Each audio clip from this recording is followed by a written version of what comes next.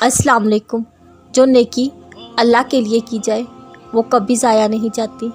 अल्लाह तो नेकी करने वालों का सबसे बड़ा कदरदान है। तो ऐसा हो सकता है आप उसके लिए कुछ करें, आपको सिला ना मिले।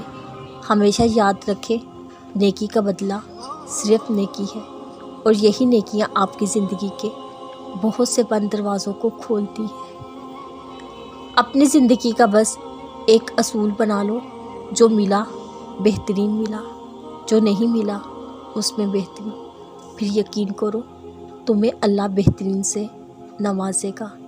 फिर ना तुम्हें किसी चीज़ के छिन जाने का दुख हुआ करेगा, ना किसी के छोड़ जाने का गम। बस यही है एक पुरसकून ज़िंदगी का सबसे खूबसूरत राज।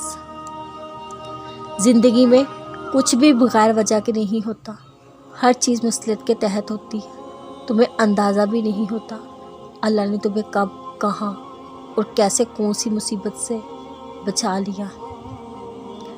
ज़िंदगी में कुछ भी इतना ज़रूरी नहीं होता जितना हम इंसान समझ लेते हैं, क्योंकि इस दुनिया की हर शय को ज़वाल है।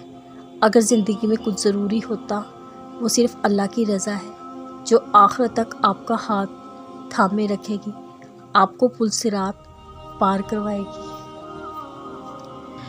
अल्लाह जब राज़ी होता है सबसे पहले सजदे की तौफीक देता है, फिर चाहे वो सजदा खुशी का हो या गम का।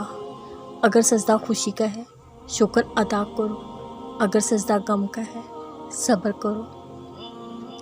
खुशियों में भूल जाते हैं ना हम अल्लाह को याद करके, फिर वो हमें आजमाइश में डालता है ताकि हम उसके करीब हो जाए। जान लो जो हो रहा है, जैसा हो रहा है, वही तुम्हारे लिए बेहतर है। फिर इतना मुश्किल क्यों लगता है उसकी रज़ा में राज़ी होना। जान लो अगर उसने आजमाइश दी वो तुम्हारा साथ भी कभी नहीं छोड़ेगा। फिर इतना मुश्किल क्यों लगता है उसके फ़ैसलों को तस्लीम करना। जब तुम ज़िंदगी से थक हार कर गिरते हो सजदे में, उसे अच्छा लगता है तुम्हारा रो रो कर उसे पुकारना। अच्छा लगता है उसे तुम्हारा उसी से इल्तिजाए करना। वो चाहता है मेरा बंदा पुकारता रहे मुझे और मैं अपने बंदे को सुनता रहूं। जो तुम चाहते हो अगर वो तुम्हारे लिए बेहतर है, वो तुम्हें दुआओं से मिल जाएगा।